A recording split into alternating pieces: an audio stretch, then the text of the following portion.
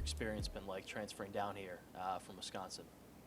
Yeah, nevertheless, obviously it's not the exact way our season we wanted it to go, but I'm just beyond blessed that everyone down here welcomed me and gave me an opportunity, and everything's been great. You know, I love football, I love Coach Bo, I love everything that this has been.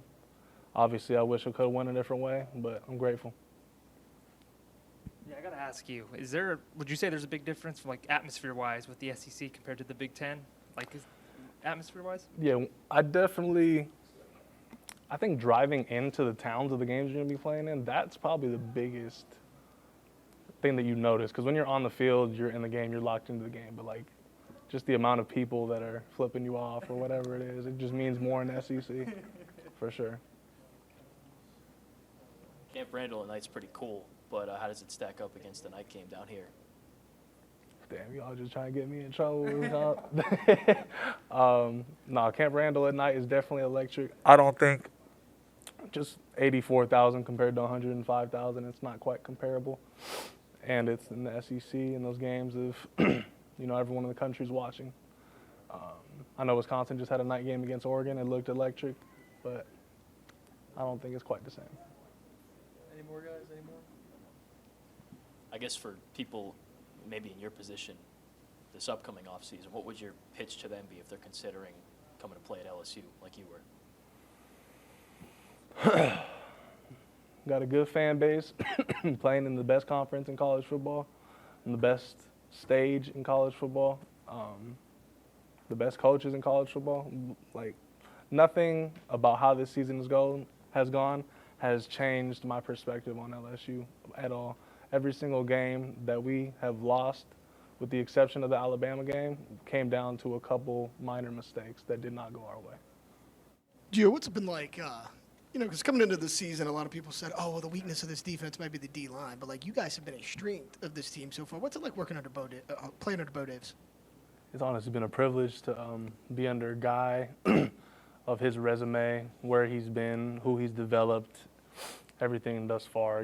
We knew that coming into this season that everyone's eyes were going to be on us, and I think we've answered that fairly well in terms of the interior D-line.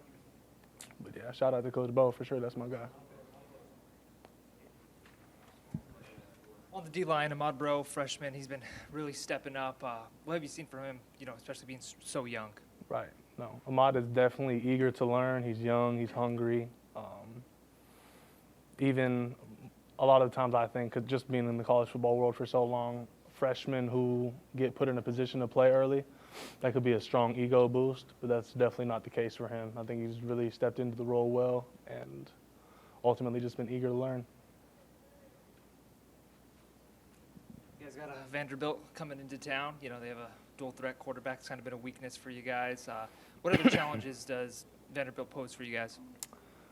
I think, honestly, every single week we try to just come in with a new mindset and a clean slate, if you will.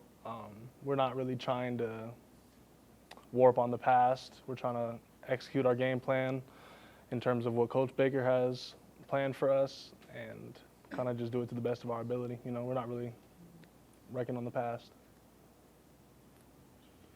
Great opportunity, obviously, to finish the season at home with 2 victories. How's the mindset kind of been in the locker room, trying to, pick it back up after the 3-game skid? Right.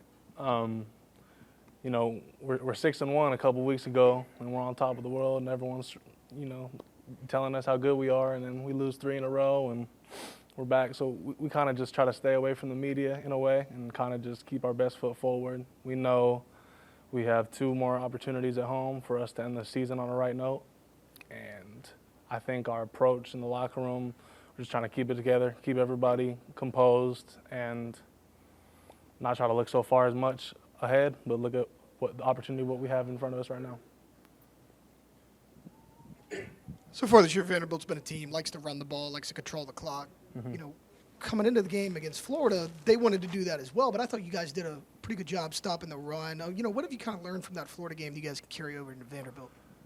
Yeah, I think we knew going into Florida week that they're going to try to run the ball and try to establish that run game. and I feel like we answered that call well. They had one breakout run, I think, that put them over 100 yards later in the third or fourth. But up until that point, we had like 50 yards rushing. I don't know on how many carries, but I think we answered that really well. That's obviously going to be another thing this week that we're going to have to really just dig our boots in the ground and chop away at that. I don't think it's anything much more than that. I just think we need to stay focused on that.